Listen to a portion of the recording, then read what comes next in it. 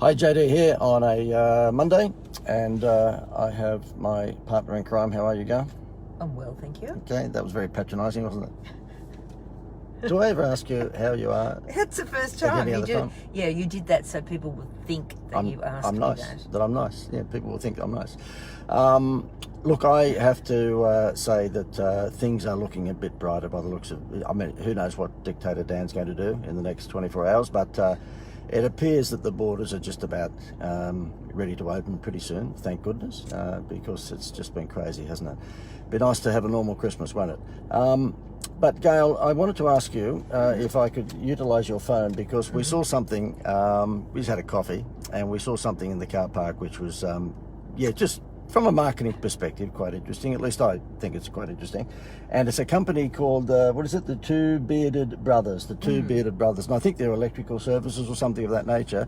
And if you're in business, I just wanted to highlight to you the downside of calling yourself something like that, because when it comes time to sell your business, you might have to find somebody who's bearded. I'll turn the camera around. I never actually thought of that. Yeah, so therefore I've got it on Gail's phone here. You'll see that huge man there. Yeah, I know, look at the legs. That looks a bit weird, doesn't it? Yeah, I'm elongated. But anyway, so therefore this was the Two Bearded Brothers, and I think it was, you got another one there, haven't you, Gail? Yeah, just slip it across. Yeah, there it is, the Two Bearded Brothers. I think it's an electrical services business, and it's probably really good business. I mean, I don't want to be critical of the business. It might be very, very good. But when people come to any of my seminars or webinars and acknowledge, of course, that they're there because they know that I know everything, and one of my greatest assets is my humility, many times I get asked, look, what should I call my business? And I just say, well, Toys R Us. And then if they're a dickhead, they'll go, which many of them are, they'll go, but we're not into toys, so why would I call ourselves Toys R Us? I go, metaphor. And then they go, what's a metaphor? Oh, God. And so therefore, my view is, if you're going to call your business anything, call it something that's going to represent the benefit that you provide to people. And you will argue, but Walt Disney didn't, and McDonald's didn't, and they've been successful. Well, that's fine, but for every one of those, there's a million others who have come up with some stupid name that they think sounds like Google or Uber or something weird like that have just failed miserably. And I believe that the Two Bearded Brothers, who might have a fantastic business, when they come time to sell their business, they've got to find bearded people. They've got to find bearded people. Now, that obviously that's going to stop women, or maybe not from maybe not from certain cultures, but it will stop women across most of the cultures. No. But the point is that, you back yourself into a corner. So just be careful. I'm not saying that, Jim's Mowing, for example, you could argue, that was Jim's Mowing and they've made a huge business. And of course they have. I'm just saying that is more the rarity than the norm. That's all. So in my instance, we call it the Institute of Wow. You know that it has to be a marketing or entertainment business of some sort. It's not going to be an accountancy practice. I don't think you'd find too many accountancy practices calling themselves Wow. Yeah. The other thing I was going to bag out, that's right, because I actually have majored in University of Criticism. And it's the current election in Queensland. Oh, what a joke. What a joke. These people really think that if they plaster their ugly face up on a sign and whack it across every school fence and every traffic lights, that you're going to vote for them.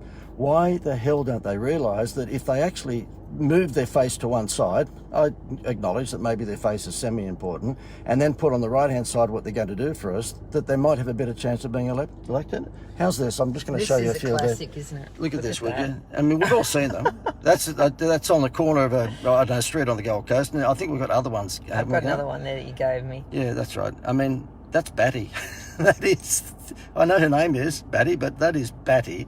And I just cannot believe these people think. See, this is why I believe that the politicians, in order to get into government, particularly when they get to a dangerous level like Premier, should go through an IQ test. They should.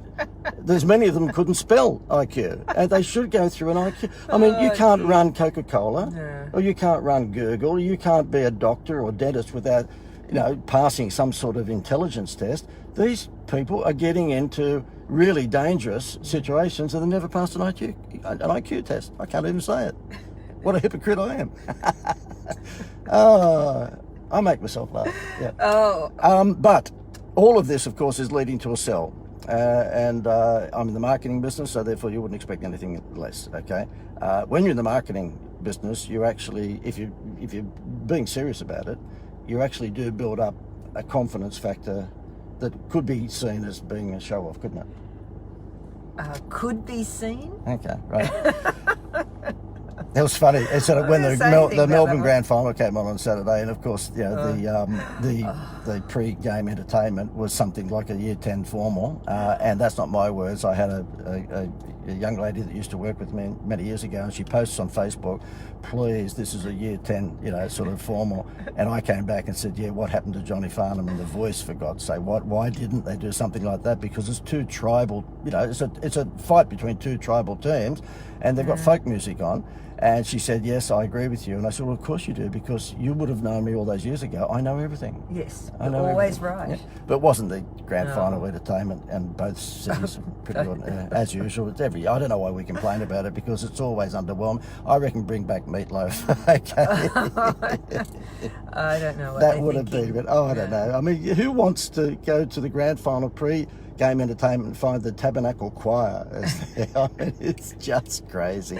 Who runs these things? I don't know. Put you to sleep before the game. That's what they do. Seriously, whoever organised the pre-game entertainment was on marijuana. I mean, they were folk songs. Oh, please, goodness me, a cover of a Cher song that had no crescendo build to it whatsoever.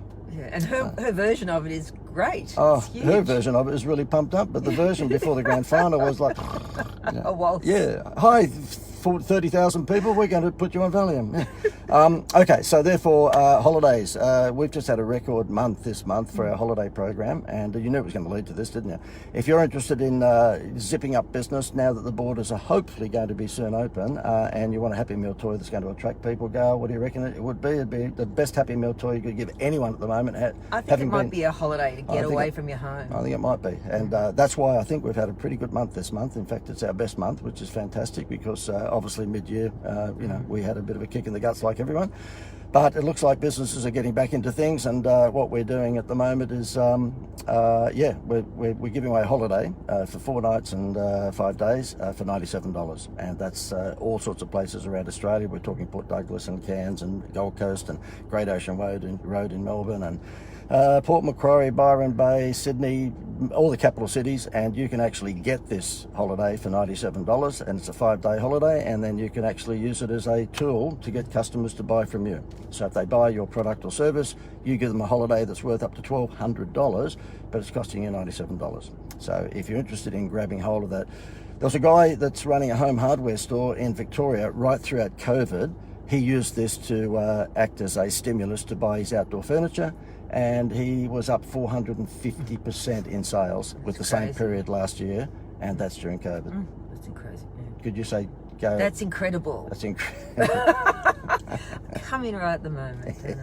That's incredible. You're there to pump me up. You're there to really, probably to legitimise what sounds like a big, what sounds like a big sell. But all jokes aside, no, you think about it. If you're going